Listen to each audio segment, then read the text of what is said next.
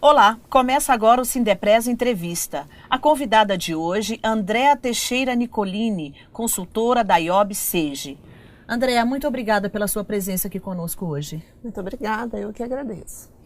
Este programa é transmitido pela internet no site www.tvsindepres.org.br.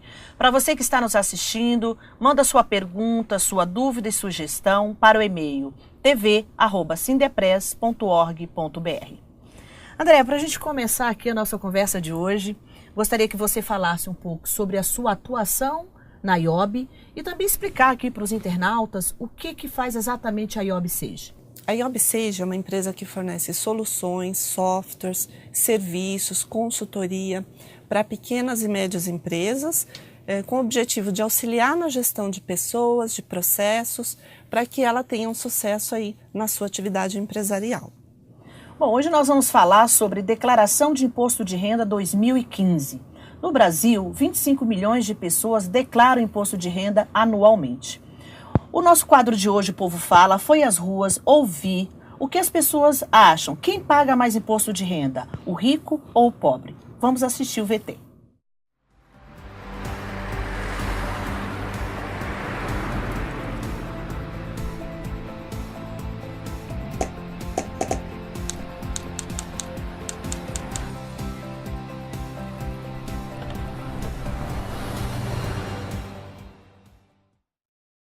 O imposto de renda no Brasil foi instituído em 1922, através do artigo 3 da Lei 4.625.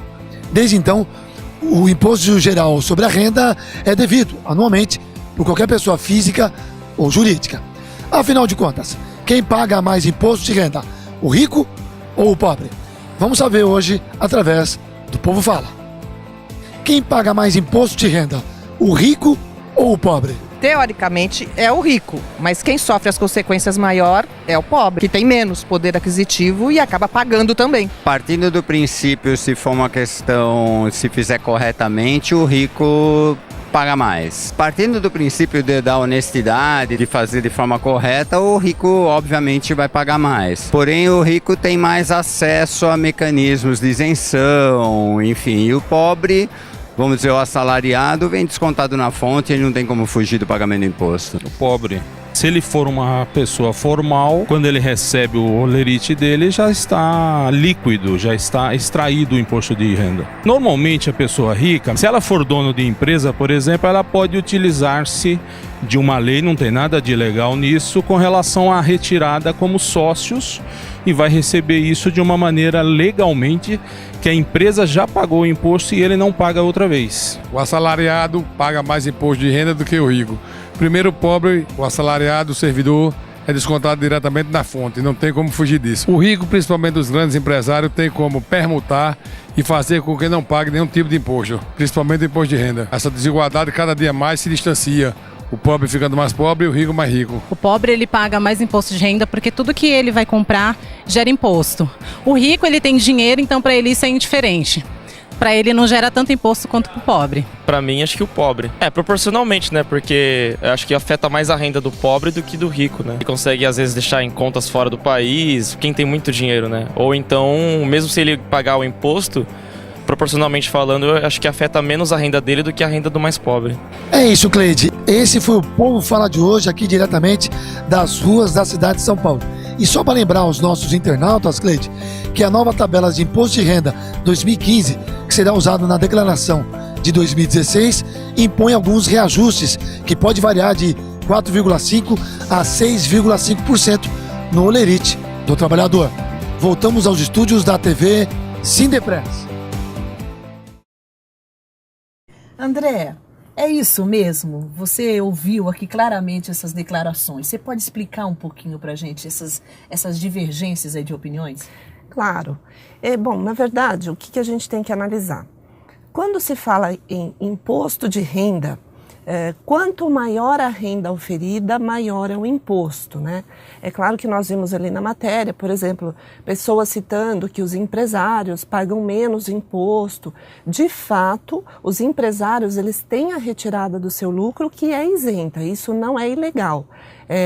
Afinal de contas, isso é fruto daquilo que já foi tributado na pessoa jurídica e como sócio, como acionista, ele tem o direito a fazer essas retiradas livres do imposto. Entretanto, para a grande maioria, que são aqueles que não são os empresários, né, que são os trabalhadores, sejam assalariados, sejam autônomos, a tabela progressiva é igual. Hoje nós temos uma tabela que varia de 7,5% a 27,5%. Então, como uma das entrevistadas falou, teoricamente, de fato, se você tem uma renda menor, a tendência é que você pague menos imposto. Quanto maior for a sua renda, você pode alcançar o patamar, por exemplo, de 27,5%. Então, a gente não pode confundir o imposto que é cobrado no produto, no serviço, que isso todos nós pagamos, né? A partir do momento que você adquire um produto ou um serviço, nós sabemos que ali está incluído o preço dos tributos de modo geral. Mas o imposto sobre a renda, como o próprio nome diz, ele é incidente sobre a renda oferida. E quanto maior a renda oferida, mais a incidência desse imposto. Perfeito. Bom, André, já entrando aqui na nossa entrevista definitivamente, a primeira pergunta parece simples, mas existem algumas pessoas que não entendem muito essa questão do imposto de renda no Brasil, né? Então, é o seguinte, por que existe a declaração de imposto de renda? Justamente para que se ajuste todo o imposto devido e descontado durante o mês, durante os meses do ano. Por exemplo, um trabalhador assalariado que sofre uma retenção no seu contra-cheque, no seu lerite, pode ser que toda aquela retenção que ele tenha tido durante o ano, isso pode ser revertido para ele numa forma de restituição. Ou não, pode ser que ele tenha um saldo a pagar. Isso nós fazemos o chamado ajuste anual. O que é o ajuste anual? Você vai levar para o programa Imposto de Renda da Pessoa Física, disponível pela Receita Federal todos os anos. Nós temos um programa próprio, né? Onde o contribuinte ele vai informar toda a sua renda e vai informar todas as deduções que a legislação permite e que são algumas deduções que não são permitidas durante o ano. Por exemplo, despesa médica você pode deduzir na declaração, mas você não pode deduzir do salário mensal. Isso significa que na sua declaração, no ajuste anual, a tendência é que você tenha uma base menor, quanto maior seja a sua despesa dedutível. Quem está obrigado a declarar o imposto de renda hoje? Regra geral, então vamos falar de 2015. Todos os anos sai uma tabela, né, específica de obrigatoriedade de declaração.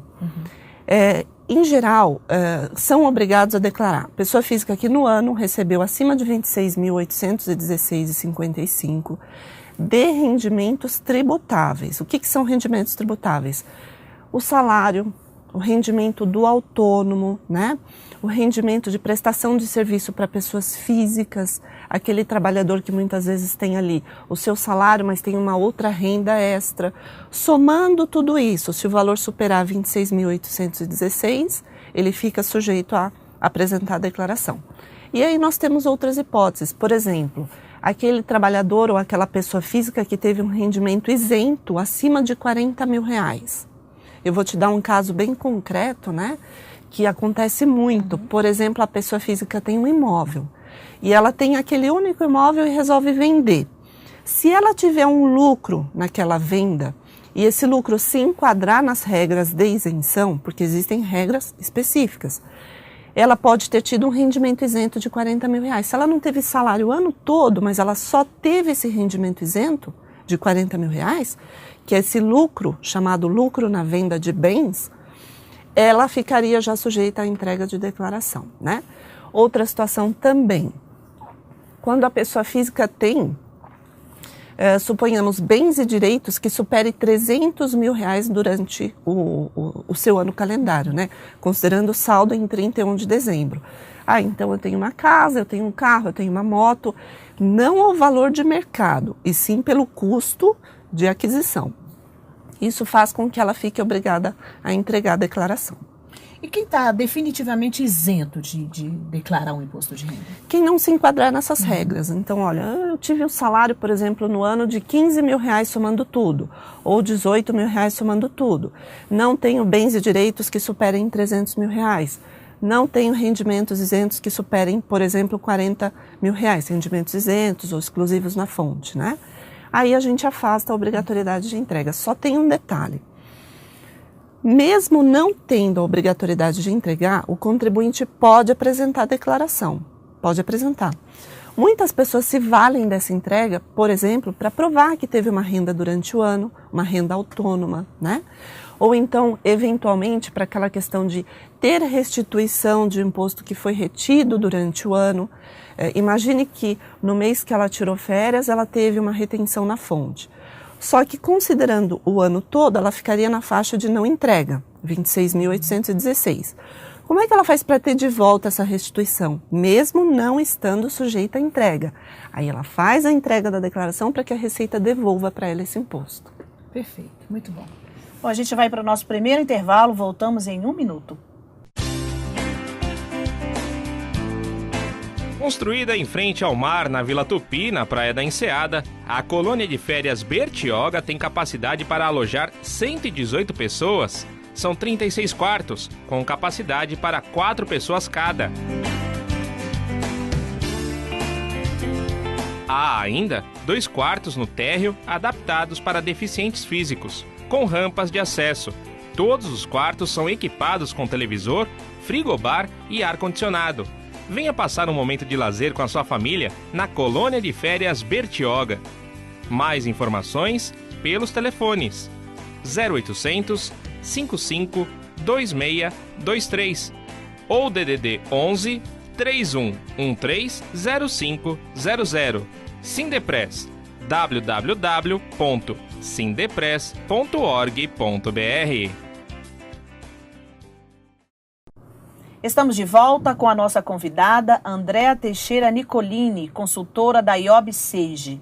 Andréa, fala pra gente quais as alíquotas que existem e como se aplicam essas alíquotas. Ok, então é assim. As alíquotas, elas variam conforme a faixa de rendimento da pessoa física. A alíquota começa com 7,5% e vai até 27,5%. Então nós temos 7,5%, 15%, 22,5% e 27,5%. De acordo com o rendimento auferido, essas alíquotas vão aumentando. Por exemplo, hoje um trabalhador que ganha até R$ 1.900, ele fica na faixa de isenção. Acima desse valor começa a subir a alíquota, né? 7,5% e assim sucessivamente.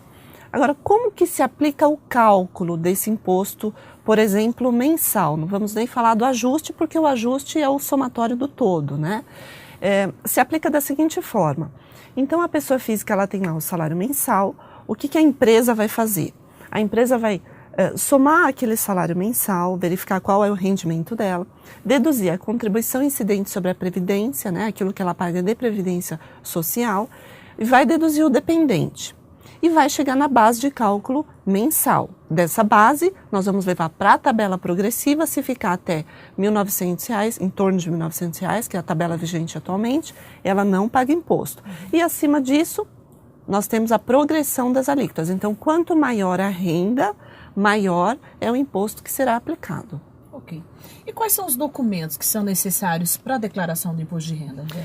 Isso, lá no ajuste anual, que é o quê? Nós vamos pegar todo o rendimento auferido no ano dessa pessoa física, salário, rendimento de autônomo, rendimento de prestação para outras pessoas físicas, né? Tudo que ela teve de renda durante o ano, inclusive os rendimentos de aplicação financeira. Vamos ter que ter os informes de rendimento, que são chamados comprovantes de rendimentos. Esses comprovantes, eles são fornecidos pela empresa, né? Então, por exemplo, se ele é um assalariado, ele tem que buscar essa informação no RH da empresa, o comprovante do rendimento da pessoa física. Se ele é um autônomo, prestou serviço para a pessoa física, ele tem que ter o controle, quanto ele recebeu durante o ano. Se ele tem uma aplicação financeira, ele vai ter que buscar essa informação no banco, comprovante de rendimento financeiro. De posse de todas essas informações, ele vai fazer os lançamentos na declaração de ajuste anual, de acordo com cada tipo de renda. Então, nós temos lá Salário é um rendimento que deve ser lançado como tributável recebido de pessoa jurídica. Por quê? Porque ele fica sujeito ao ajuste anual. Rendimento de autônomo, da mesma forma. Já os rendimentos de aplicação financeira, esses não são tributados no ajuste anual. Por quê? Porque o banco já descontou o imposto sobre aquela eventual receita, né? Aquele eventual rendimento. Por outro lado, a gente tem que analisar que não são só os rendimentos que são informados. Nós temos as despesas que podem ser deduzidas do imposto. E aí o contribuinte tem que ter o cuidado de, durante o ano, criar uma pastinha física mesmo. A gente sempre orienta, né? Olha, tudo que você vai tendo de despesa que vai impactar no imposto, cria lá um arquivo, uma pastinha e vai guardando. Quando chegar em abril, fica mais fácil, porque você já tem ali todos os documentos de pronto. Quais são esses documentos? Né? Nós temos ali despesas médicas, consultas médicas, exames, nós temos ali pagamentos de plano de saúde, né? Nós temos ali todas essas despesas que vão influenciar na base de cálculo. Ele paga pensão alimentícia judicial, isso vai influenciar na base. Ele paga escola dos filhos, isso vai influenciar na base. Então, essas que são as despesas possíveis para fim de declaração, essas de modo geral. Okay. Com relação aos valores que podem ser restituídos, você pode dar um exemplo para a gente? Sim. O cálculo, né, do imposto, a própria declaração, o programa do imposto de renda, ele é muito inteligente porque ele já te dá um resultado, inclusive, comparativo. Nós temos dois tipos de declaração. Nós temos a declaração no modelo completo, que são as deduções legais, e nós temos a declaração no modelo simplificado, que substitui aquelas deduções das despesas possíveis por um desconto simplificado que é de até 20% do seu rendimento. Como é feito esse cálculo? Então, todos os rendimentos que são tributáveis são informados na declaração, os tributáveis e sujeitos ao ajuste, por exemplo, o salário, o autônomo, né? São informados na declaração e, com base na tabela anual, o programa calcula o imposto devido. Muito bem. Aí o programa, com base nas informações que você presta, ele vai deduzir desse imposto devido os impostos que foram retidos durante o ano, né? Então, nós temos ali, regra geral, rendimento tributável, cálculo do imposto sobre rendimento tributável, só que neste rendimento nós já temos que considerar as despesas que são deduzidas para chegar numa base tributável líquida. O programa aplica a alíquota sobre essa base tributável e deduz desse imposto tudo o que você pagou durante o ano. Tudo aquilo que foi retido do contra-cheque, do seu olerite durante o ano, vai ser abatido ali do cálculo feito na declaração. E esse resultado pode ser um resultado a pagar ou pode ser um resultado a restituir. Como é que funciona essa continha? Quanto menor a minha base, menor é o imposto. Se tudo aquilo que foi pago, descontado durante o ano, cobrir aquele imposto apurado na declaração ou superar aquele imposto apurado, significa que você tem uma restituição. Ok? É assim que funciona. Maravilha. André, qual é a punição para quem entrega a declaração fora do prazo? A multa é de 1% do imposto devido ao mês. Nós temos o limite de 20% desse imposto devido. Então, por exemplo, se o contribuinte atrasa 25 meses para entregar, o limite é 1% ao mês multiplicado por 20 meses. Então, é 20% no máximo. Quando você calcula esse valor e dá uma parcela inferior a R$ 165,74, o contribuinte fica sujeito a essa multa mínima de 165,74. E o interessante, o que é? Claro que, na prática, a grande maioria das empresas, das pessoas físicas, elas cumprem o prazo de entregar a declaração. Mas sempre tem aquele que ou não sabia que tinha que entregar, não sabia das regras, foi descobrir depois, né? Se esse contribuinte entregar a declaração em atraso e tiver a restituição, caso no cálculo dele haja restituição, a Receita Federal desconta essa multa da restituição e ele acaba recebendo o valor líquido. Okay. Mas o interessante é cumprir o prazo, né? É o ideal, na verdade, né? Bom, é o seguinte, quais os valores mínimo e máximo para a multa para quem entrega atrasado? o valor mínimo seria 165,74 e o valor máximo 20% do imposto devido. Ok, muito bom. O que ocasiona a multa? É o atraso em si? Sim. Qualquer situação de entrega em atraso ocasiona a multa. Então, chegou no dia 30 de abril, que é o último dia para cumprir essa obrigação.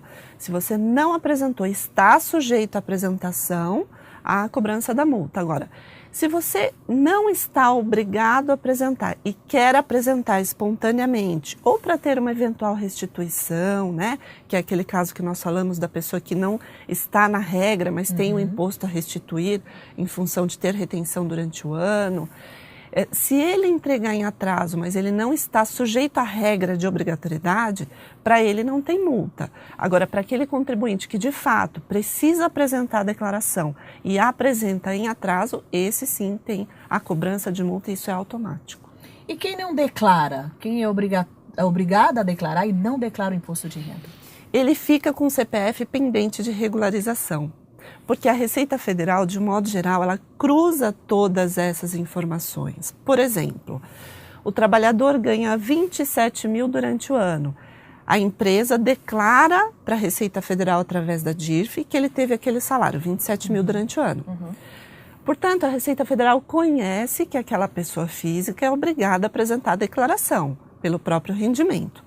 Se essa pessoa física não apresenta a declaração, e estando nesta obrigatoriedade, a Receita coloca o CPF dela em pendência de regularização. Portanto, qualquer situação que ela for, por exemplo, ela vai pedir um financiamento, ela vai financiar um carro, ela vai abrir uma conta bancária. Se o CPF estiver pendente de regularização, isso vai impactar diretamente a vida civil dessa pessoa. A próxima pergunta é a seguinte, André. Em caso de omissão deliberada de renda na declaração, qual é a punição? Pois é, a punição é bem severa, mas antes de falar da punição, a gente tem um caminho mais curto, que é a regularização. O que a gente sempre sugere para as pessoas físicas, para os contribuintes de modo geral? Entregou a sua declaração de imposto de renda, claro que nós vamos fazer tudo da forma mais correta possível, né? Verificar quais foram os rendimentos durante o ano, o que teve de... Muitas vezes a pessoa mudou de emprego, né? Esqueceu que tinha um rendimento do emprego anterior, isso é muito comum. Mas enfim, vamos imaginar que essa pessoa física entregou a declaração e esqueceu de lançar um dos rendimentos que ela teve durante o ano, o emprego que ela teve durante o ano. O que vai acontecer? A Receita vai colocar essa pessoa em malha fiscal, que significa uma retenção para análise. Enquanto essa pessoa não retificar a declaração, isso fica pendente. Ela tem um prazo para fazer a retificação, que é qual é o prazo? É até a Receita Federal notificá-la. Isso a gente não tem como saber exatamente. Pode ser que a Receita notifique ela em dezembro, pode ser que notifique ela em janeiro do ano seguinte, mas enquanto isso estiver pendente de regularização, ela pode ir lá, retificar essa declaração, acertar esse rendimento que não foi declarado, para poder ficar livre das garras do leão. Caso ela não faça essa retificação, por exemplo? Aí ela vai ter que aguardar, na verdade, se ela não fizer a retificação espontaneamente, ela vai ser chamada pelo fisco e o fisco vai de fato autuar naquele rendimento que ela não declarou, recalcular o imposto e cobrar o imposto pela diferença. Perfeito, muito bom. A gente vai para o nosso último intervalo e voltamos já já. O Sindepres, sempre preocupado com o trabalhador, criou em 1997 o CROSS, Centro de Referência Odontológica Sindepres Saúde, um dos projetos mais modernos no mercado de odontologia do Brasil. Hoje a unidade da sede possui 10 consultórios com profissionais qualificados e dispõe de serviços de alta qualidade. Este centro de referência odontológica é uma importante conquista para os trabalhadores temporários e terceirizados da categoria.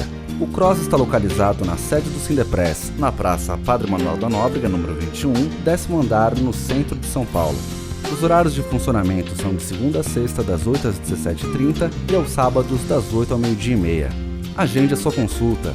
Mais informações no 011 3106 2133 ou 3101 8688 ou acesse o site www.sindepres.org.br. Sindepres, sempre trabalhando para você.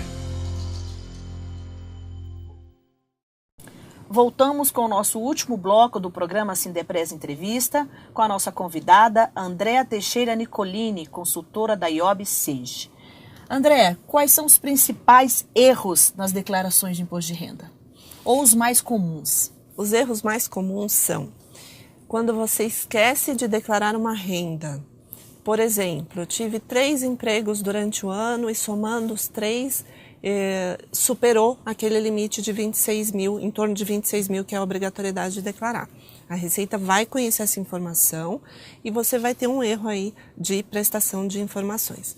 Outro erro comum, você informa um dependente e esquece de trazer o rendimento daquele dependente, né?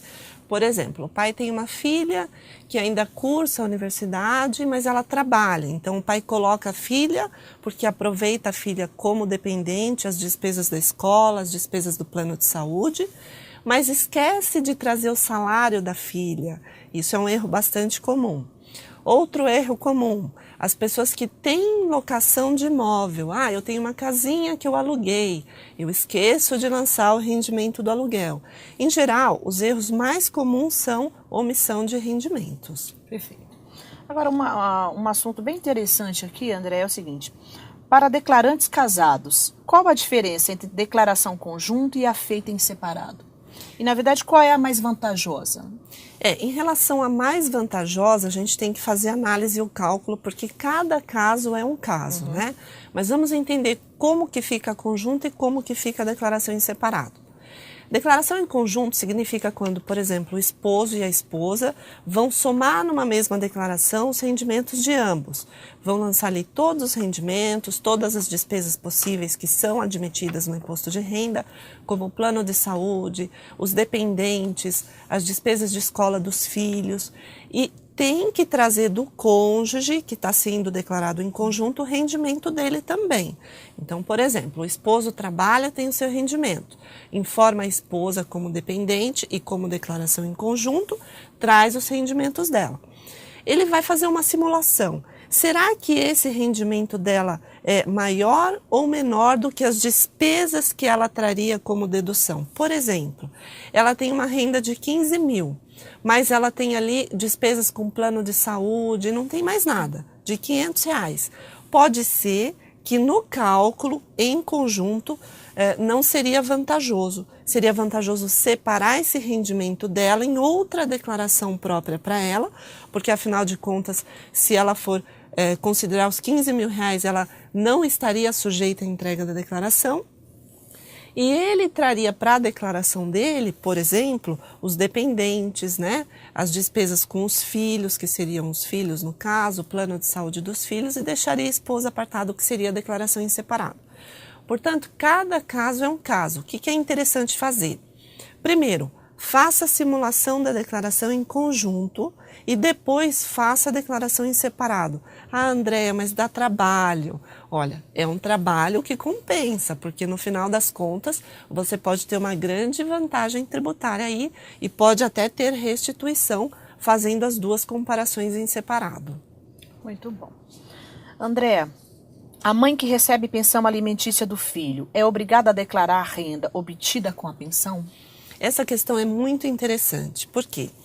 Porque para a pessoa poder pagar ou não imposto, declarar ou não essa pensão alimentícia, ela tem que conhecer as regras do imposto de renda. E quais são essas regras?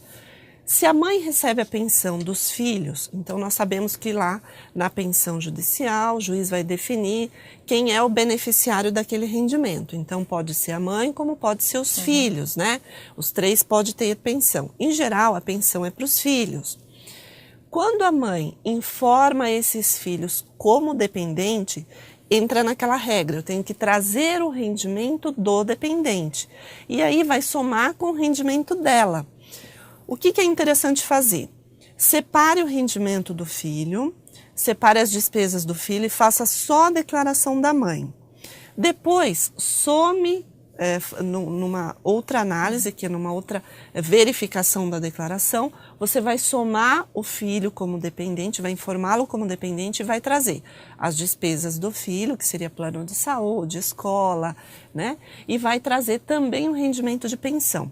Se o comparativo entre declarar sem o filho for mais ou menos vantajoso do que declarar com o filho, você vai estar sabendo como proceder.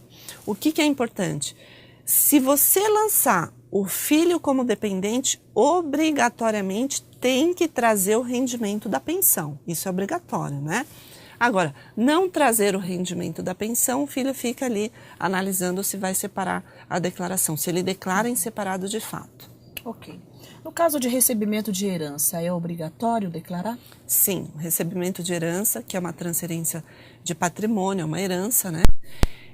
Para quem recebe, não há nenhuma tributação. Então, recebi uma herança, uma casa, um valor em espécie, isso vai entrar lá na ficha de rendimentos isentos, para o herdeiro na linha 10 e para o meieiro na linha 17. Então, em ambos os casos, nós temos ali o rendimento isento.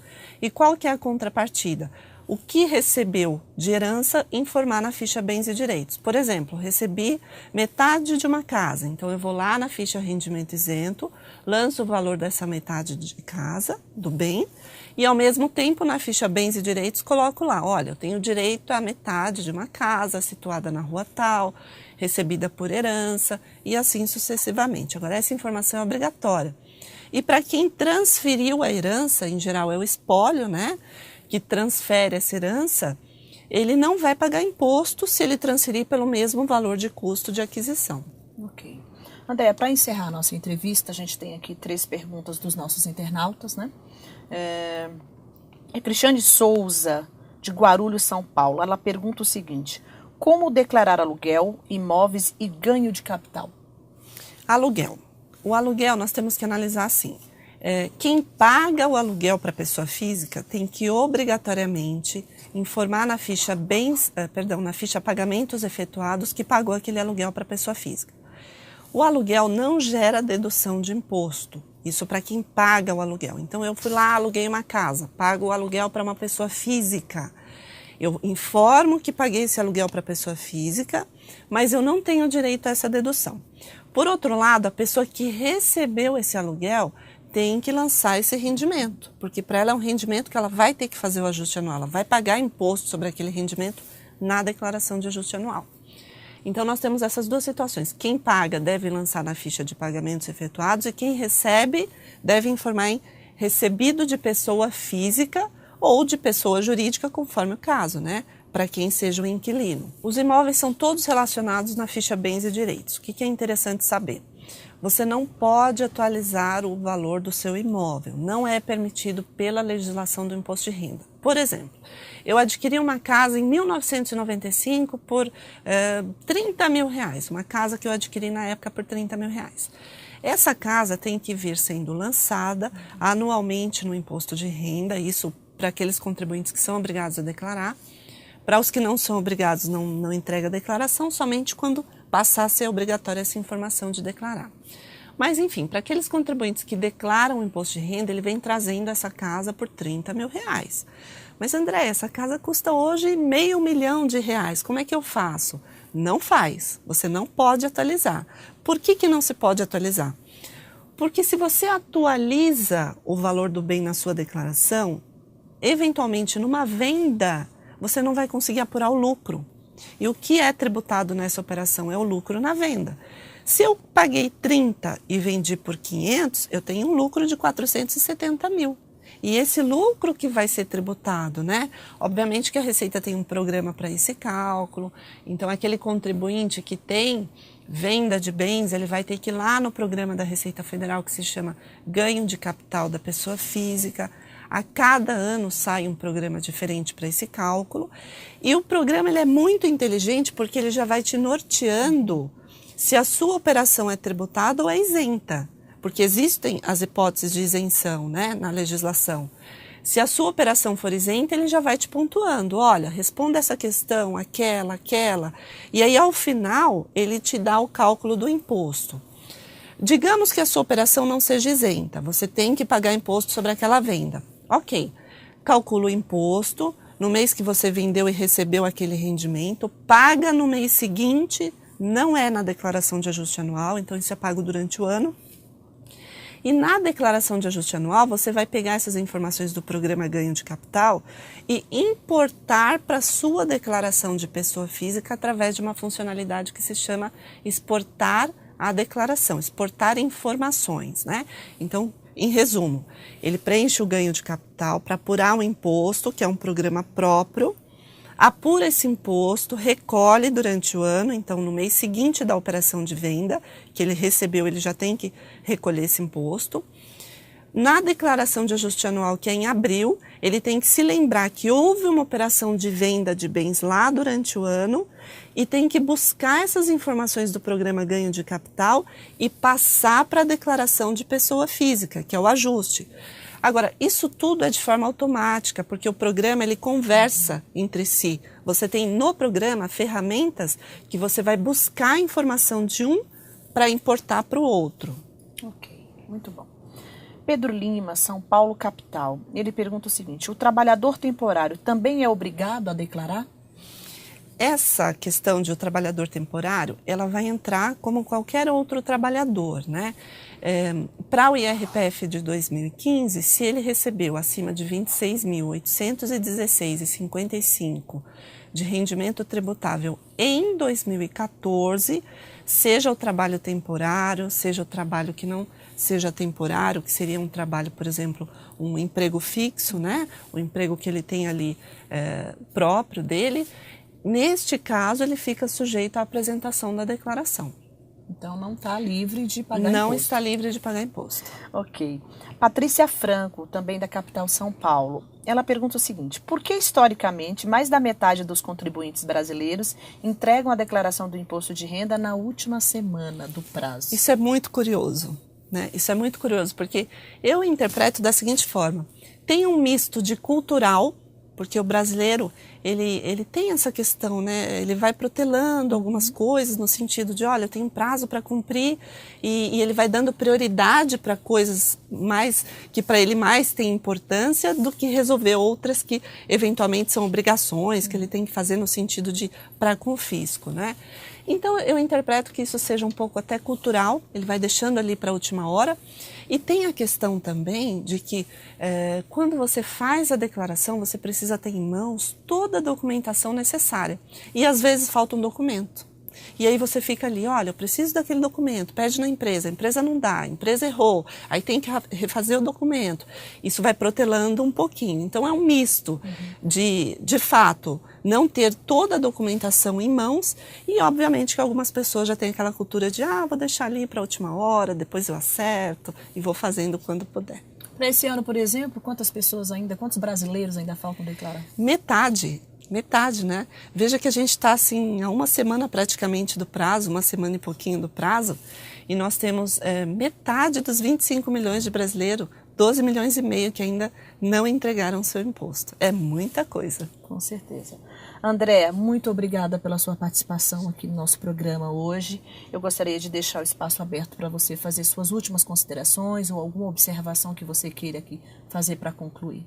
Ok, eu que agradeço a oportunidade, foi um prazer enorme estar aqui com vocês e, importante, não deixe para o último dia, comece a fazer o seu imposto de renda hoje, vai verificando toda a documentação que ainda falta, porque dá tempo, nós temos até o dia 30 de abril para fazer essa entrega para a Receita Federal.